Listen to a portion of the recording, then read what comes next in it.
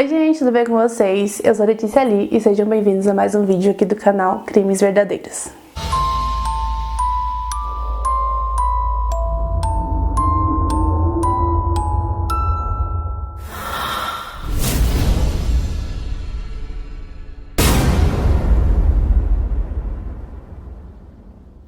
Patrícia Columbo nasceu em 21 de junho de 1956 e ela era a primeira filha de Frank e Mary Columbo. A família morava em Illinois, nos Estados Unidos, e Patrícia era a princesinha de Frank. Frank era um italiano daqueles bem rígidos, mas com a Patrícia ele era totalmente diferente. Ele era muito carinhoso, um pai muito atencioso, um pai ciumento inclusive. E Patrícia foi o centro das atenções da família até os 6 anos de idade, quando chegou o seu irmão mais novo. Michael nasceu e, embora algumas pessoas da família dizem que ela era protetora com o irmão, sempre mostrou gostar do irmão, realmente ajudava, outros dizem que ela tinha muitos ciúmes do Michael e que também ela sentiu que a atenção já não era mais toda para ela, que os pais, e principalmente o pai, tinha que dividir a atenção com o irmão e ela não gostou disso. Já na adolescência, a Patrícia era considerada por todo mundo uma adolescente muito bonita. Ela chamava a atenção por onde ela passava, dos meninos e também até dos homens mais velhos. Ela era muito desinibida, extrovertida, ela conversava com todo mundo, ela não era nada tímida. Ela tinha um jeito bem louco de ser também, algumas pessoas descrevem ela com um jeito meio selvagem. E ela também era bastante teimosa, bem decidida, ela sabia muito bem o que ela queria da vida dela. Quando ela dizia que queria alguma coisa, ela fazia aquilo e ninguém a impedia de fazer.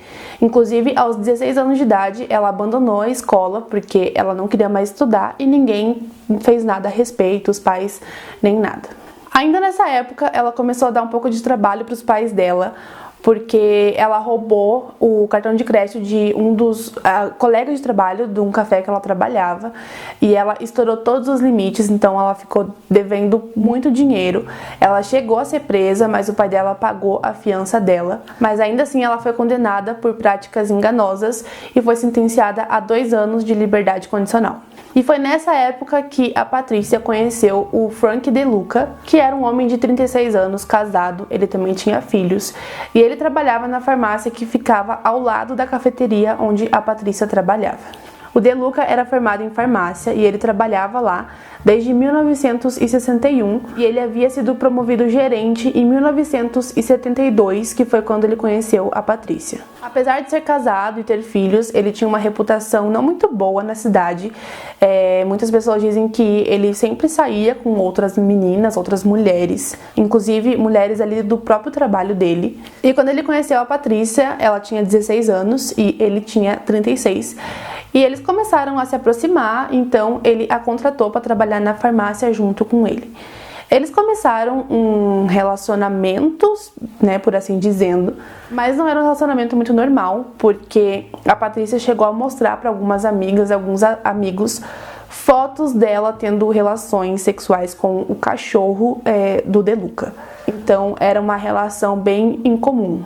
Em 74, aproximadamente 2 anos depois que eles se conheciam, a Patrícia resolveu se mudar para a casa do De Luca, mas o mais estranho disso tudo é que a esposa e os filhos ainda moravam lá. Então ela se mudou para a casa deles e os pais da Patrícia não sabiam que era casado, que tinha filhos, enfim, todo esse relacionamento bem estranho deles. Depois que a Patrícia se mudou, em algum momento, os pais dela descobriram dessa reputação do De Luca, que ele era conhecido por todo mundo por ser um swinger, que ele, tinha envolvimento com várias pessoas. E, obviamente, eles não gostaram nada disso. Como eu disse, o Frank era um italiano muito tradicional, então ele não gostava nem um pouco da ideia da filha dele estar envolvida com uma pessoa que era casada e que se envolvia com muitas outras pessoas. Patrícia morou com o De Luca e com sua família por cerca de 1 ano, até que ela voltou para casa dos pais e disse que estava cansada de viver com o De Luca, que não queria mais. Então, por um tempo, ela ficou morando com os pais novamente, até que ela disse que queria viver sozinha. E o pai dela, inclusive, ajudou ela a procurar por um apartamento e disse que ajudaria a pagar, então, essa nova moradia dela. Mas a Patrícia e o De Luca não haviam cortado totalmente relações Então, a essa altura, o DeLuca já tinha separado da esposa e ele começou a praticamente morar junto com a Patrícia no apartamento que o pai dela estava pagando para ela. O Frank descobriu que o DeLuca estava morando lá praticamente, então ele ficou muito bravo porque ele estava sustentando ali o casal, né, para que eles ficassem ali morando de boa enquanto ele pagava todas as contas da filha e também, né, do DeLuca. Então houve uma discussão, houve um confronto em relação a isso. O pai da Patrícia acabou discutindo com o DeLuca. É dito também que o Frank acabou batendo no DeLuca. É dito que ele ameaçou o DeLuca com um rifle e acabou batendo, dando coronhadas nele, ameaçando para que deixasse a sua filha em paz. A Patrícia e o DeLuca chegaram a prestar queixa contra o Frank sobre essa agressão. Então, durante um longo tempo, eles não tiveram contato nenhum, mas em meados de 1976, eles voltaram a se falar. Como DeLuca havia se divorciado da esposa e ele pediu desculpas e tudo mais, eles tentaram fazer as pazes e a princípio estava tudo bem. O Frank meio que aceitou o relacionamento da filha com o DeLuca. Então é dito que eles inclusive iriam se casar. E é dito também que os pais da Patrícia iriam dar uma lavadora de presente para eles de casamento. Então, assim, dá a entender que estava tudo muito bem, tudo tranquilo, não tinha mais aquela briga, aquele ar de discussão que tinha antigamente. Mas a Patrícia ainda alimentava um sentimento de raiva, de revolta contra o pai e contra a sua família, né, no geral. E ela foi alimentando isso dentro dela. Então, ela contou a DeLuca um plano que ela tinha formado na cabeça dela para que eles pudessem acabar com a família dela de uma vez por todas e ainda serem beneficiários da herança da família. Mas o que a Patrícia não sabia é que anos antes, quando eles tiveram toda aquela briga deles, os pais da Patrícia haviam retirado ela do testamento, então ela não seria beneficiária em nada.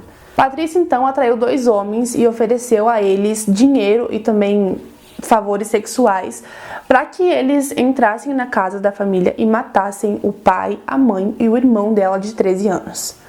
Esses homens pegaram o dinheiro, fizeram várias coisas com ela ali, mas eles nunca voltaram para fazer realmente o serviço que ela havia os contratado para fazer. Passado algum tempo, ela resolveu então colocar em prática o plano, ela e o DeLuca mesmo, sem precisar de mais ninguém. Então, em 4 de maio de 1976, a Patrícia com 19 anos e o Frank DeLuca com 39 anos invadiram a casa dos Columbo. Então, primeiro eles avistaram o Frank, o pai da Patrícia, e atiraram nele. Depois, eles foram até o banheiro onde a mãe da Patrícia estava, ela tinha se escondido, e eles conseguiram entrar no banheiro e também atiraram nela. E foi aí que a Patrícia e o DeLuca foram para o quarto do Michael, o irmão dela, de 13 anos. Então, ela deu aproximadamente 80 tesouradas no irmão. E depois eles ainda espancaram ele com um troféu de boliche. Depois disso, eles simplesmente foram embora como se nada tivesse acontecido. Em 6 de maio de 1976, 2 dias após o ataque, um carro foi encontrado abandonado no oeste de Chicago, numa região considerada bem perigosa, uma região de máfia, onde a máfia atuava, e esse carro apresentava sinais de arrombamento. Quando o policial que encontrou o carro foi averiguar dentro ali do carro para ver o que ele encontrava, para saber se ele conseguia descobrir de quem era aquele carro, ele encontrou um cheque que estava no nome de Frank. Eles tentaram entrar em contato por telefone com o Frank Columbo, mas eles não conseguiram. Então, só no dia seguinte, no dia 7 de maio, que o oficial foi até a casa do Frank Columbo, eles conseguiram o endereço dele, para avisar que o carro dele havia sido encontrado numa região ali aproximadamente a 32 quilômetros de distância da casa dele. Chegando lá, o policial viu que tinham alguns jornais empilhados ali, então dava para ver que ninguém pegava o jornal há alguns dias. Ele também notou que a porta estava entreaberta, mas ele não podia simplesmente ir entrando assim, então ele começou a bater na porta, mas ele não obteve resposta. A única coisa que aconteceu foi que um cachorro começou a latir lá dentro da casa. Então ele ligou, pediu reforço, né, para que um outro oficial fosse até lá com ele. E assim que o outro oficial chegou lá, os dois entraram na casa. E foi aí que eles encontraram a família toda morta. Primeiro, eles encontraram o Frank, de 43 anos, caído na sala de estar da família. Ele estava deitado de costas, vestindo uma camiseta, calça xadrez e meias. Eles notaram que ele estava morto há vários dias. A Mary, de 40 anos, foi encontrada deitada de costas dentro do banheiro. Ela tinha um ferimento à bala, literalmente entre os dois olhos, bem no meio da testa mesmo, e ela também tinha um corte na garganta. Eles continuaram a adentrar na casa e foi então que eles chegaram até o quarto de Michael, de 13 anos, e eles viram o menino caído de costas no chão, e eles viram que ele estava todo ensanguentado. Eles também viram que Michael tinha vários cortes no peito, nas costas, e eles encontraram ali próximo à cama uma tesoura ensanguentada que, obviamente, eles notaram que poderia ter sido a arma do crime. A polícia então identificou que todos os objetos de valor da casa estavam intactos. Havia um cofre também com cerca de $5.000 e esse cofre não havia sido aberto, arrombado nem nada. Então eles viram que não se tratava de um roubo, porque estava tudo ali, exceto o carro da família que tinha sido levado para um outro lugar. Não parecia que nada havia sido arrombado, nem as portas e janelas, estava tudo no seu devido lugar. Então eles realmente chegaram à conclusão de que não se tratava de um roubo seguido de morte. A família então foi atrás da Patrícia, que era a única da família que ainda estava viva, para contar sobre o que tinha acontecido e também para colher informações sobre alguma coisa que pudesse ajudar na investigação. Na delegacia, a Patrícia não se mostrou em nenhum momento triste ou chocada com o que ela tinha acabado de saber, que os pais e o irmão de 13 anos estavam mortos. Óbvio que cada pessoa lida com a morte de um jeito, mas os policiais de cara já acharam estranho a forma dela de lidar com a notícia, já que em nenhum momento ela questionou sobre o que tinha acontecido ou coisas do tipo. A única coisa que ela tentava argumentar com a polícia é que o pai dela era envolvido com a máfia italiana, então poderia ser o motivo daquilo ter acontecido. Os policiais notaram também que a Patrícia estava vestida de uma forma bem sedutora. Ela também falava de uma forma sedutora com os policiais. Era algo fora do comum, sabe? Não era uma mulher que se vestia daquela forma, assim, porque ela gostava. Era realmente algo muito forçado, como se ela estivesse querendo, de alguma forma, convencer eles com o comportamento dela sedutor. Então isso levantou muitas suspeitas sobre ela. A essa altura, todo mundo já estava sabendo do que tinha acontecido, porque foi um crime bárbaro, Foi uma execução de uma família inteira. Então, os dois homens que Patrícia havia contratado para fazer aquele serviço foram até a delegacia e contaram para os policiais o que eles sabiam. Em 15 de maio de 1976, 7 oficiais do departamento do xerife do condado de Cook foram ao apartamento de Patrícia com um mandado de busca e apreensão. Patrícia e DeLuca foram presos e acusados de conspiração, aliciamento e pelos assassinatos de Frank, Marie e Michael. Depois que o casal foi preso, alguns funcionários da farmácia onde DeLuca e também Patrícia trabalhavam foram até a delegacia e disseram que na noite em que aconteceu o crime, eles viram o DeLuca chegando lá e lavando algumas roupas e também queimando outras roupas ensanguentadas. Eles disseram à polícia que eles não falaram nada antes porque eles estavam sendo ameaçados. O DeLuca havia ameaçado essas pessoas, esses funcionários, que iria fazer alguma coisa com os familiares deles, então por isso que eles não falaram nada antes. Mas depois que eles foram presos, eles se sentiram mais seguros para contar para a polícia o que eles sabiam. O júri condenou Patrícia Columbo e Frank DeLuca e cada um deles foi condenado a 200 a 300 anos de prisão. Mesmo presa, Patrícia deu trabalho porque em 1979 ela foi acusada de promover orgias sexuais ali dentro da prisão entre detentas e também oficiais. Patrícia e DeLuca não se viram mais depois de 1977.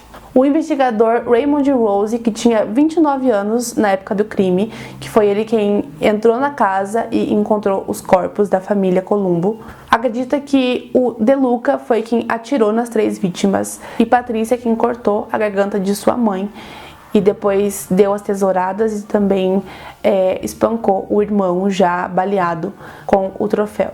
A motivação para o crime bárbaro que ela cometeu era apenas o dinheiro e também para se vingar dos pais por uma rejeição que só existia na cabeça dela. E esse foi o caso de hoje, gente. Eu espero que vocês tenham gostado do vídeo. Se você gostou, deixa um like aqui pra mim. Não esquece que agora nós temos 2 vídeos por semana, toda quarta e toda sexta-feira. Se inscreve no canal se você ainda não for inscrito. Ativa o sininho também pra você não perder os próximos vídeos. Se você tá chegando por aqui agora, já tem bastante casos por aqui. Eu vou deixar aqui embaixo pra vocês a playlist aqui do canal. Vou deixar aqui embaixo também pra vocês o link do grupo Fatos Criminais, que são vários canais parceiros aqui do Crimes Verdadeiros. Me segue lá no Instagram também, eu vou deixar passando aqui na tela pra vocês. E é isso, gente. Nós nos vemos semana que vem no próximo vídeo. Até lá. Tchau.